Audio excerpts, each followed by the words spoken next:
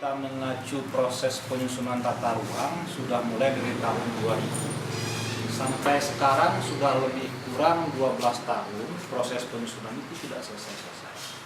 Persoalannya adalah konflik kepentingan antara pusat dan daerah. Bukan dalam artian begini, bentrokan antara kewenangan Kementerian Kehutanan dan pemerintah provinsi maupun kabupaten.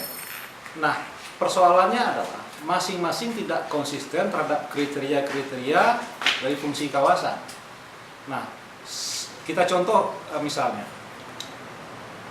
yang diatur dalam tata ruang itu adalah fungsi kawasan hutan, bukan pemilikan kawasan hutan. Artinya bisa jadi kalau kita kaitkan dengan tanah ulayat, bisa jadi tanah ulayat itu berada dalam hutan lindung, tanah ulayat berada dalam hutan konservasi maupun dalam hutan produksi. Ini satu domain yang berbeda.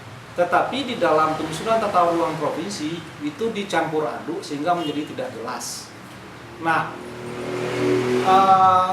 persoalan yang muncul adalah ada indikasi pihak-pihak tertentu yang merasa diuntungkan atau dirugikan dengan rencana tata ruang ini dalam tanda kutip kelompok pengusaha besar yang ingin mendominasi pemilikan lahan di Riau.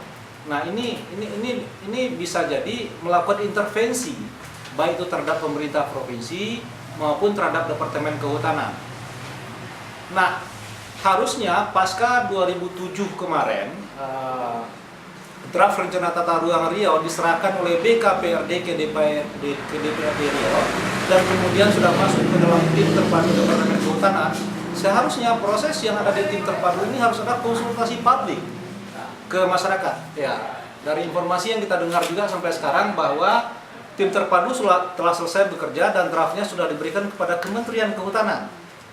Tetapi tidak ada konsultasi publik tentang perubahan-perubahan yang muncul. Jangan-jangan, ini kembali lagi kita curiga ya, jangan-jangan justru tim terpadu justru melegalkan pelanggaran-pelanggaran yang sudah terlanjur ada.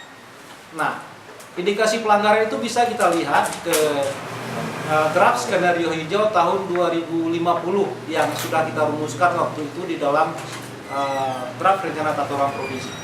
Pada dasarnya skenario hijau itu menjelaskan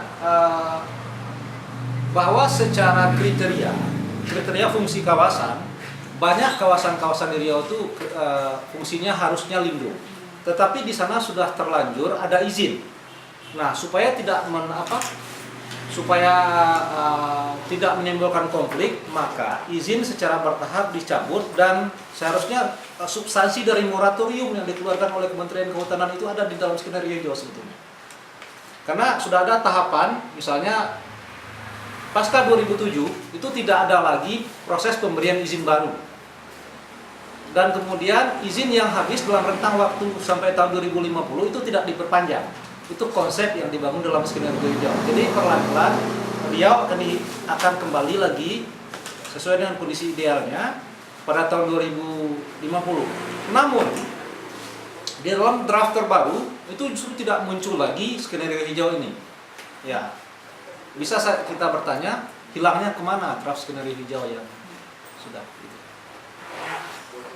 Ya, seperti yang dijelaskan tadi bahwa ini adalah kepentingan penguasaan atas ruang.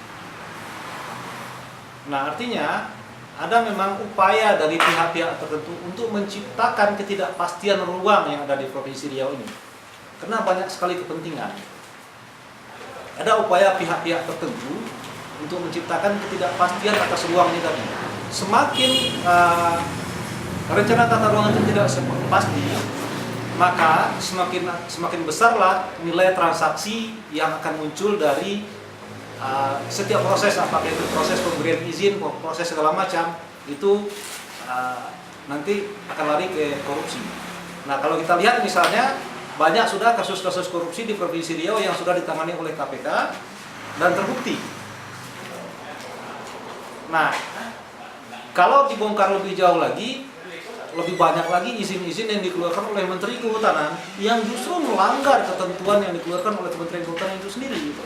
Nah, artinya ada upaya-upaya ya untuk membenarkan kebijakan-kebijakan yang sudah terlanjur keluar ini.